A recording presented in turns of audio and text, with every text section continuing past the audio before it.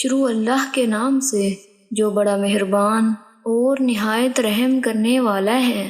السلام علیکم ورحمۃ اللہ وبرکاتہ۔ حضرت عبداللہ بن عمر رضی اللہ تعالیٰ عنہما سے مروی ہے کہ رسول اللہ صلی اللہ علیہ وآلہ وسلم فاطمہ رضی اللہ تعالیٰ عنہ کے پاس آئے تو ان کے دروازے پر ایک پردہ لٹکا ہوا دیکھا۔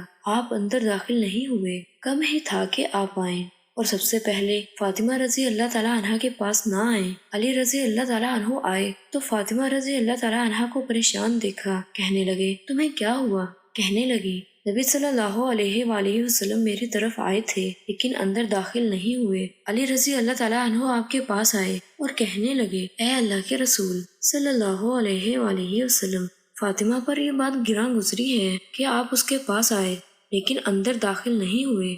آپ صلی اللہ علیہ وآلہ وسلم نے فرمایا مجھے دنیا سے کیا غرض، مجھے نقش و نگار سے کیا مطلب۔